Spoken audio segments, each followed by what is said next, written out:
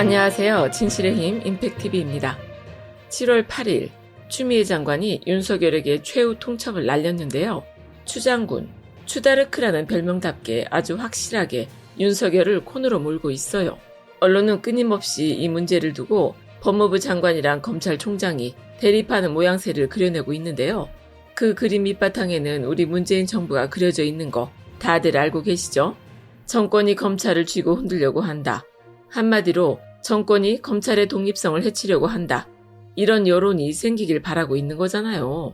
법무부 장관이 검찰총장 지휘권을 사용한 게 이번이 두 번째라고 하죠.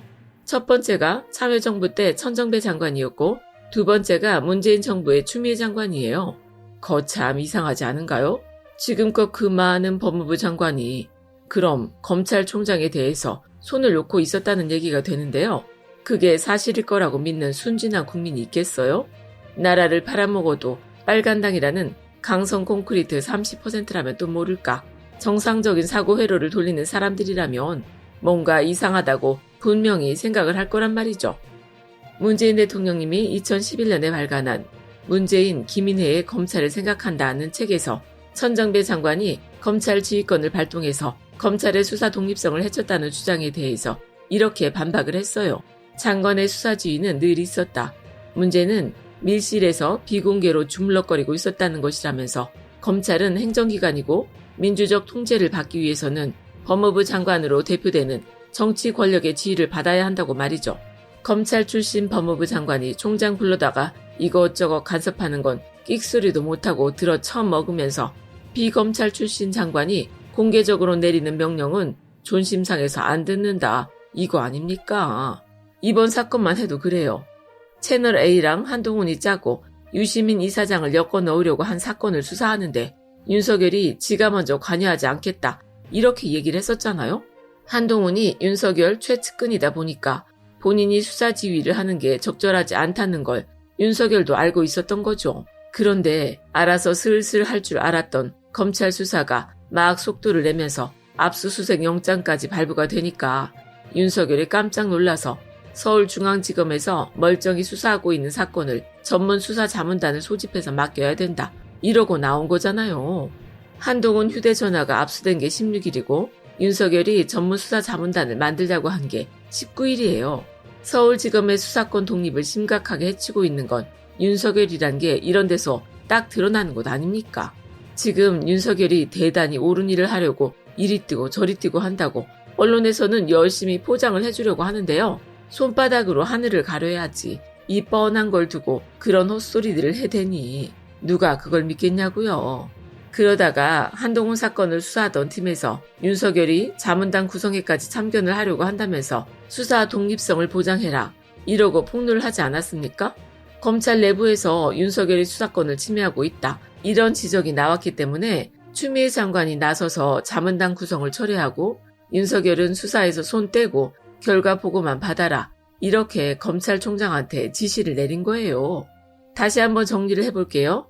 윤석열 최측근이란 한동훈에 대한 수사가 시작됐고 윤석열이 나는 수사에 관여하지 않겠다. 이렇게 먼저 얘기를 했어요. 그런데 막상 한동훈 휴대폰이 압수수색되면서 수사가 잘 진행이 되니까 수사자문단을 구성하자고 하면서 윤석열이 한동훈 수사에 끼어들었단 말이죠. 거기에 대해서 수사팀에서 윤석열이 수사 독립성을 해치고 있다는 문제를 제기했고 추미애 장관이 수사 독립성을 지키기 위해서 윤석열한테 지휘권을 행사한 겁니다. 지금 법무부랑 검찰이 대립하고 있는 게 아니에요. 추미애 장관이랑 윤석열이 대립하고 있는 것도 아니고 윤석열이 지 측근 수사를 어떻게든 막아보겠다고 온 데를 다 들쑤시고 다니고 있는 것뿐이에요. 추미애 장관이 9일까지 장관명을 따를 건지 말 건지 확실하게 결정하라면서 최후 통첩을 날렸잖아요. 그런데 윤석열이 8일에 일찌감치 내놓은 대답이 참 끈적끈적하네요. 추미애 장관 지시사항을 받아들여서 수사 지휘에서 손 떼겠다. 대신 독립수사본부를 구성하겠다. 이렇게 말이죠. 이게 어떻게 사건에서 손 떼라는 장관 지휘를 따르는 건가요? 한동훈 수사에 대한 판은 어떻게든 지가 깔아놓고 손을 떼겠다는 거니까 손을 안 떼겠다는 거나 마찬가지 아닙니까? 지금 한동훈 관련한 수사가 한참 진행되고 있는데 왜 다른 수사팀이 자꾸 필요해요? 결론은 지금 수사팀한테서 사건을 뺏어서 다른 데 주겠다는 거잖아요. 지 맘에 맞게 수사할 만한 데 맡기고 지는 속 편하게 빠져 있겠다는 것 아닙니까? 도대체 검찰이라는 조직이 어떻게 굴러왔길래 이렇게 눈 가리고 아웅하는 짓을 하면서 뻔뻔하게 장관 지시사항을 이행하겠다 이런 얘기를 합니까? 법무부에서는 당연히 그건 장관 지시사항을 지키는 게 아니라는 공식 입장을 내놨어요. 뭐 어려운 일 시키는 것도 아니잖아요? 정권 수사하는 거 덮으라는 것도 아니고 지네 장모 사건 억지로 수사하라고 시키는 것도 아닌데 자기 측근 수사에서 손 떼고 얌전히 있으라는 게 이렇게 사방팔방 뛰어다니면서 난리를 칠 일입니까? 조국 전 장관은 자기 식구들이 엄청난 수사를 받는데도 입도 뻥끗 안 했어요. 아무리 장관이라도 자기랑 관련된 수사에 대해서 관여하는 건 적절치 않다고 말이죠. 윤석열한테 그 정도의 상식적인 태도를 부탁하는 게 이렇게 온 나라가 들썩들썩할 정도로 어려운 일인가요? 9일 10시까지 입장을 확실하게 정하라고 최후 통첩을 했으니 이 방송이 나갈 때쯤에는 뭔가 결론이 나 있을 것 같은데요. 제일 순리에 맞는 일은 윤석열이 깔끔하게 수사에서 손 떼고 서울중앙지검에서 계속 수사를 진행하게 놔두는 거고요. 그걸 못하겠다고 하면 이 상황에서 장관이 할 수 있는 일, 감찰권을 행사하는 거죠. 법무부 장관은 검찰총장에 대한 임명 건의나 해임 건의 권한이 없거든요. 그러니까 자기 측근을 감싸려고 권력을 남용했다고 판단하면 거기에 대한 감찰은 할 수 있어요.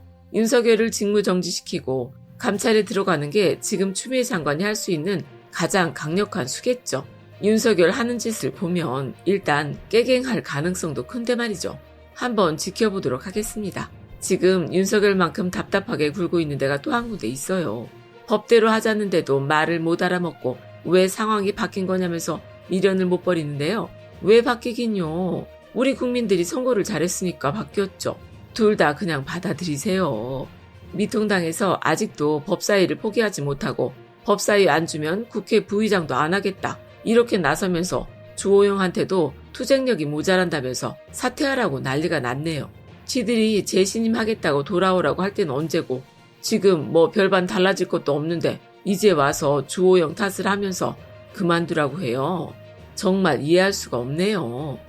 일단 통합당 입장은 법사위가 아니면 다른 건 아무 의미가 없다. 그러니까 부의장도 안 하겠다. 이거거든요.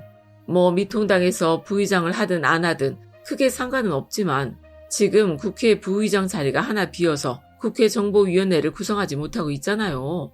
정보위는 국정원을 맡고 있는데 이 정보위를 구성하려면 꼭 국회 부의장이랑 협의를 해야 하거든요. 보통 국회 부의장은 원내 제1당, 제2당이 한 명씩 맡아서 2명이 하게 되는데 민주당 몫이야 벌써 뽑아뒀지만 미통당에서 후보를 내지 않으니까 지금 정보위 구성 자체를 못하고 있는 거예요.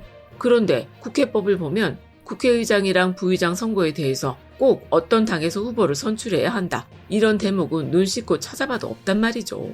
그러니까 원내 1당, 2당, 뭐 교섭단체 이런 데서 후보를 내야 한다는 건 지금까지의 국회 관행이었단 거죠.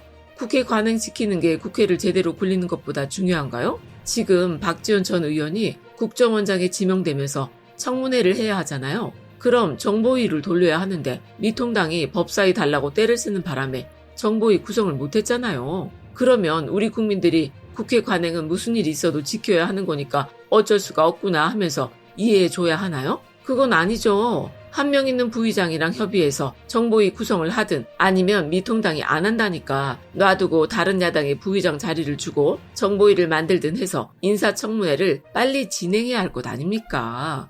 주호영을 끌어내리든 법사위 아니면 국회 부의장도 안 한다고 하든 그건 뭐 지들 맘대로 하라고 하고요. 민주당은 법대로 하면 됩니다. 법대로. 법 만드는 국회에서 뭐 하느라 좋은 법 놔두고 자꾸 관행을 들먹거려요. 일하는 국회법 개정이 독재 고속도로를 닦는 법이라고 미통당이 그러던데요. 민주당에서 만들겠다는 일하는 국회법이 뭐냐면요.